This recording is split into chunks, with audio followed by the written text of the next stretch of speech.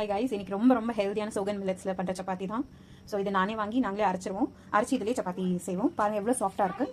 இதோட நான் புதினா சட்னி செஞ்சதுனால புதினா சட்னி வச்சிருக்கேன். உங்கள் இஷ்டமாக நீங்கள் ஏதாச்சும் வச்சு சாப்பிட்டா ரொம்ப சாஃப்ட்டாக வரும். ரொம்ப ஹார்டெல்லாம் வராது, ரொம்ப சாஃப்ட்டாக வரும். வாங்க எப்படி செய்யுதுன்னு பார்க்கலாம். ஒரு கப் மாவு போட்டிருக்கேன். இதில் சால்ட்டை கொஞ்சம் தூவிட்டு இதுக்கு தேவையான அளவுக்கு வாட்டர் சேர்த்தா போதும். பிசைஞ்சு உங்களுக்கு நான் காமிக்கேன். நல்லா சாஃப்டாக இந்த அளவுக்கு பிசைஞ்சா போதும். இப்போ இதில் உருண்டை விட்டுடலாம். இப்படி நல்லா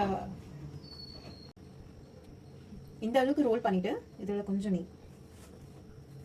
நெய் நல்லா ஸ்ப்ரெட் பண்ணி விட்டுட்டு இதில் திரும்பவும் இந்த மாதிரி இந்த ஷேப்பில் பண்ணிவிட்டு திரும்பவும் நெய் தடவிட்டு இப்போ இதில் வந்துட்டு ட்ரையாங்கிள் ஷேப்பில் ரோல் பண்ண போகிறோம். இது வந்துட்டு பரோட்டா மாதிரி வரும். ஆனால் ரொம்ப ஹெல்த்தியான பரோட்டா. தவை நல்லா காஞ்சிட்டு இதில் ஒரு ஸ்பூன் நெய் ஊற்றிக்கலாம். இப்போ இதில் சப்பாத்தி கலந்துக்கலாம்.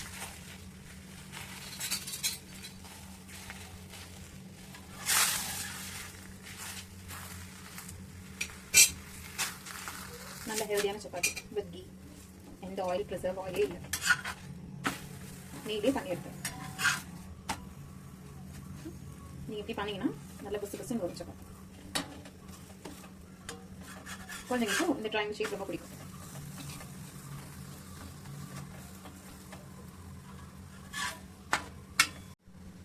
இந்த அளவுக்கு நல்லா சப்பாத்தி எடுத்துருங்க. ஆயிட்டு நல்ல சாஃப்டான பாருங்கள், சூப்பரான ரொம்ப சாஃப்டான சப்பாத்தி. அவ்வளோ சாஃப்டாக இருக்கும். நீங்கள் ஹாட் பாக்ஸில் தான் வைக்கணும்னு இல்லை, வெளியே வச்சாலே சூப்பராக இருக்கும். ஸோ இதை நான் புதினா சட்னியோட சாப்பிடுவேன். அப்படியே ரோல் பண்ணியே சாப்பிடுவேன். ரொம்ப டேஸ்டியாக இருக்கும். கண்டிப்பாக ட்ரை பண்ணுங்கள். பசங்களுக்கு ரொம்ப பிடிக்கும். ரொம்ப ஹெல்தி கூட. நம்ம எப்படி கோதுமை வாரிப்போமோ அதே மாதிரி தான் இந்த சோகன் மில்லட்ஸும். இது நம்ம திணை சோறு திணைன்னு சொல்லுவாங்க. அதை சப்பாத்தி மாதிரி அரைச்சி இந்த மாதிரி ஹெல்த்தியாக கொடுக்கலாம். வெறும் கோதி தான் சப்பாத்தி பண்ணணும் இல்லை, இப்படியும் சப்பாத்தி பண்ணி சாப்பிடலாம். ரொம்ப ஹெல்த்தியாக சாப்பிடுங்க, ஜாலியாக இருங்க. டேஸ்ட் பண்ணி லைக் பண்ணுங்கள். தேங்க்யூ.